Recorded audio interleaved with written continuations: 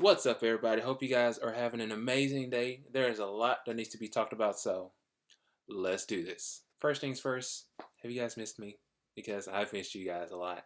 I haven't been doing videos within the last 2 weeks because I've been watching the Olympics and I have been amazed and so proud of our team. We got a gold in curling, y'all. A gold in curling. That is the most badass sport you can do right now. I'm just saying. And then kudos to all the other countries and everything on the way. Even though we came fourth in the medal count, hey, we still went out there. We had a lot of fun. Shaun White, he went out there. He got his third gold medal. Chloe Kim, she made an amazing. Oh my God, it's just so much to go and bear. And then you got the Paralympics coming out next week.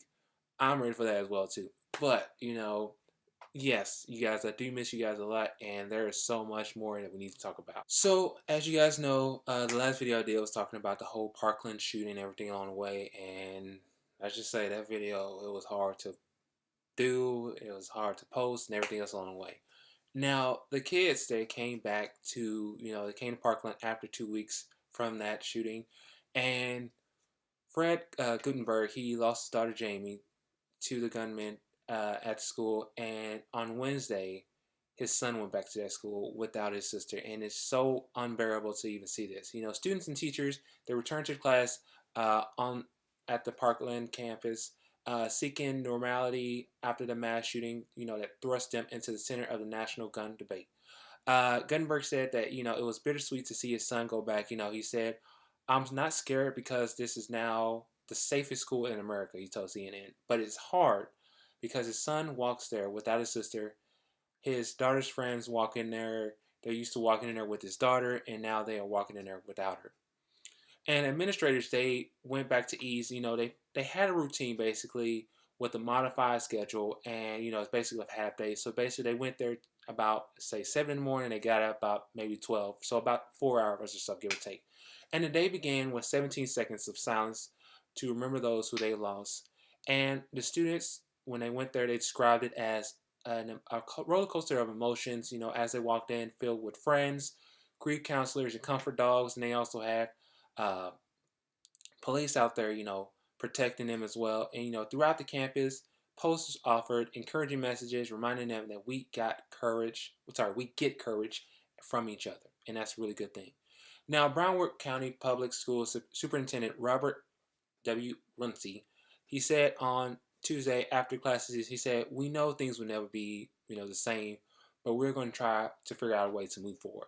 And from the start, it's clear that things were going to be anything but normal. The campus was swarming with media, law enforcement officers, flashing patrol cars, and well-wished passing out flowers and everything along the way. And as a class was resuming and everything along the way, the school is going to strike a balance between safety and creating a super productive environment around everyone. That's what Principal Ty Thompson said. He said students were told not to bring backpacks that week. Well, actually this week, as they were focused on an emotional readiness and comfort, not curriculum, as he said.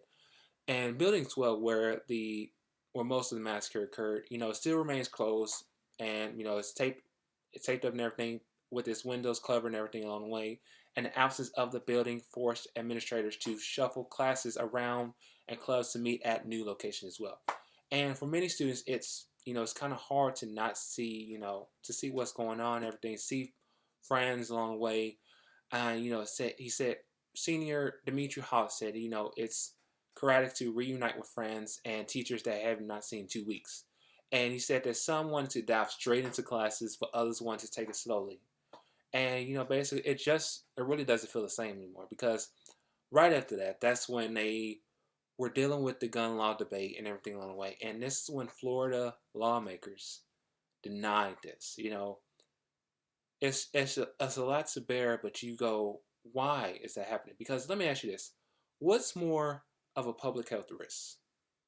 Gun control or assault weapons or porn? Basically, which one is more of a public health risk? Because apparently porn is. That's what the lawmaker says. So after the massacre in Florida, the state legislators voted 71-36 against the measure to consider banning the sale of assault weapons. But on that same day, they declared pornography to be a public health risk. Why would you say pornography is a public health risk and gun control, like assault weapons, is not? It's kind of a sad thing to even actually hear about this. And then about 100 other members, survivors from the shooting, traveled 450 miles to the state capitol to speak to legislators about this and everything on the way. And their primary demand for lawmakers to ban weapons similar to the AR-15 style rifle that killed their classmates. Now, you probably wonder, what is this bill entitled and everything else on the way? Well, the bill entitles, it's a Florida House Bill 219, and it would largely ban the future sales of assault weapons in the state, with exceptions made for those, and law enforcement and military personnel. The bill lists an assault weapons that include AR-15 rifles. Now, those who are owning an assault weapon can apply for a certification of ownership. My apologies. And about almost all 71 of the lawmakers who voted against this considered a measure having an A rating from NRA, so the National Rifle Association, and that's just basically it.